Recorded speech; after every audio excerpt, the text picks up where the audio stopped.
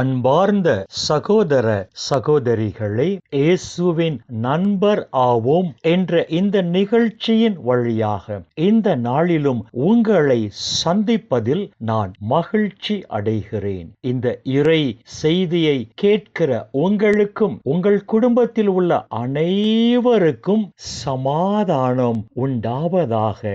ஆமேன். அன்பு சகோதரா, அன்பு சகோதரி, இன்றைய நாளின் தியானத்திற்காக நாம் எடுத்துக்கொண்ட இறை வார்த்தை புனித பவுல் ரோமையருக்கு எழுதிய திருமுகம் 7ஆம் அதிகாரம் 18ஆம் இறை வார்த்தையின் முதல் பகுதி. ஏனெனில் என்னுள், அதாவது வலுவற்ற என் ஊன் இயல்பில் நல்லது எதுவும் குடிக்கொண்டு இருக்கவில்லை என எனக்கு தெரியும் என புனித பவுல் இங்கு எழுதுகிறார். இந்த இறை வார்த்தைகள் வாயிலாக புனித பவுல் 2 அழகான கருத்துக்களை நமக்கு தெளிவாக எடுத்துச் சொல்லுகிறார். ஊன் இயல்பில் வாழ்கிற மக்கள் வலுவற்ற மக்களாக இருப்பார்கள், ஆனால் ஆவிக்குரிய இயல்பில் வாழ்கிற மக்கள் வலு பெற்ற மக்களாக இருப்பார்கள் என்று முதல் அழகான கருத்தை புனித பவுல் இங்கு நமக்கு எடுத்துச் சொல்லுகிறார். ஊன் இயல்பில் வாழ்கிற மக்கள் உள்ளத்தில் பிறருக்கு நன்மை செய்து வாழுகிற எந்த நல்ல எண்ணமும் இருக்காது. ஆனால் ஆவிக்குரிய இயல்பில் வாழ்கிற மக்கள் உள்ளத்தில் பிறருக்கு நன்மை செய்து வாழுகிற நல்ல எண்ணங்கள்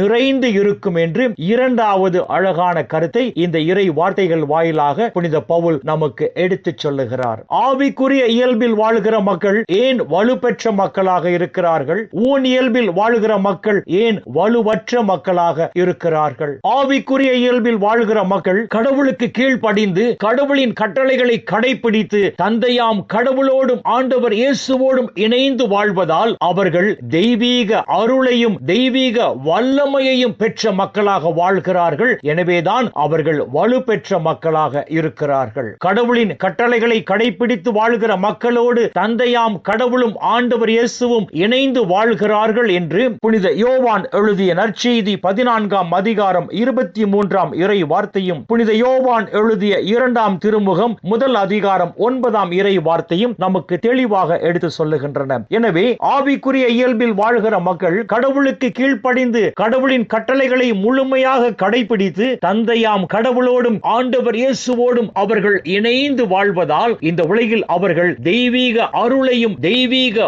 வல்லமையையும் பெற்ற மக்களாக வாழ்கிறார்கள். எனவே அவர்கள் வலுப்பெற்ற மக்களாக இருக்கிறார்கள். ஆனால் ஊன் இயல்பில் வாழ்கிற மக்கள் கடவுளுக்கு கீழ்ப்படிய மறுத்து கடவுளின் கட்டளைகளை கடைபிடித்து வாழாமல் கடவுளின் கட்டளைகளை மீறி நெறிக்கேடாக செயல்பட்டு பாவ வாழ்க்கை வாழ்ந்து சாத்தானின் பிள்ளைகளாக சாத்தானின் அடிமைகளாக அவர்கள் வாழ்வதால் அவர்கள் தெய்வீக அருளையும் தெய்வீக வல்லமையையும் இழந்து வாழ்கிறார்கள். எனவேதான் அவர்கள் வலுவற்ற நிலையில் இருக்கிறார்கள். 2வதாக ஆவிக்குரிய இயல்பில் வாழ்கிற மக்கள் ஒளியாம் கடவுளோடும் ஒளியாம் ஆண்டவர் இயேசுவோடும் இணைந்து இந்த உலகில் ஒளி பெற்ற மக்களாக வாழ்கிறார்கள். இவ்வாறு ஒளி பெற்ற மக்களாக வாழும் இவர்கள் செய்கிற ஒளியின் செயல்கள் அனைத்தும் பிறருக்கு நன்மை விளைவிக்க கூடியதாகத்தான் இருக்கும் என்று புனித மத்தேயு எழுதிய நற்செய்தி 5ஆம் அதிகாரம் 16ஆம் இறை வார்த்தை நமக்கு சொல்லுகிறது. ஆம் அன்பு சகோதரா, அன்பு சகோதரி, ஆவிக்குரிய இயல்பில் வாழ்கிற மக்கள் ஒளியாம் தந்தையாம் கடவுளோடும் ஒளியாம் ஆண்டவர் இயேசுவோடும் இணைந்து இந்த உலகில் ஒளி பெற்ற மக்களாக வாழ்வதால் அவர்கள் செய்கிற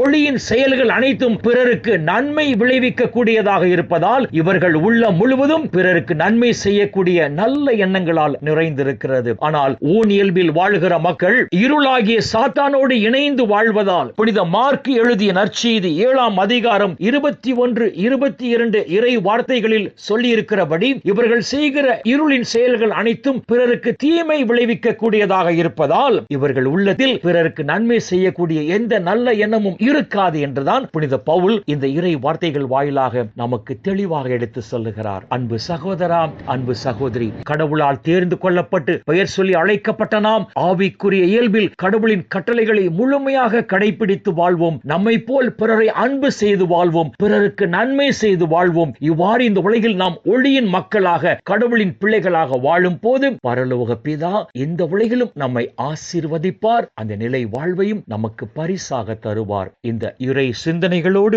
நாம் ஜெபத்திற்குள் கடந்து செல்லுவோம். மக்கள், எங்களை நேசிக்கிற நல்ல பிதாவே, அப்பா, இந்த உலகில் இன்னும் ஒரு நாளை நீர் எங்களுக்கு சேர்த்து தந்த உம்முடைய கிருபைக்கு நன்றி சொல்லுகிறோம். இந்த நாளிலும் உம்முடைய உயிருள்ள வார்த்தைகளை எங்களுக்கு உணவாக கொடுத்தீரே அப்பா, உமக்கு நன்றி சொல்லுகிறோம். உம்மால் ஆனால் தேர்ந்து கொள்ளப்பட்டு பெயர் சொல்லி அழைக்கப்பட்ட நாங்கள் ஆவிக்குரிய இயல்பில் இந்த உலகில் உம்முடைய பிள்ளைகளாக வாழும் போதும், ஒளியின் மக்களாக வாழும் போதும், எங்களை போல் பிறரை அன்பு செய்து இயேசுவின் சாட்சிகளாக இந்த உலகில் நாங்கள் வாழும் போதும், அப்பா பிதாவே, இந்த உலகிலும் தேவரீர் எங்களை ஆசீர்வதித்து அந்த நிலை வாழ்வையும் எங்களுக்கு மணிமுடியாக சூட்டுவீராக. அப்பா பிதாவே, இந்த இறை செய்தியை கேட்கிற அனைத்து மக்களையும் அவர்கள் குடும்பங்களையும் விண்ணக ஒளிபீடத்திலிருந்து தேவரீர் ஆசீர்வதித்து இவர்கள் தேவைகளை இந்த நாளில் நிறைவாக சந்தித்து, அப்பா பிதாவே, இந்த இறை செய்தியை கேட்கிற அனைத்து மக்களும் இந்த நாளில்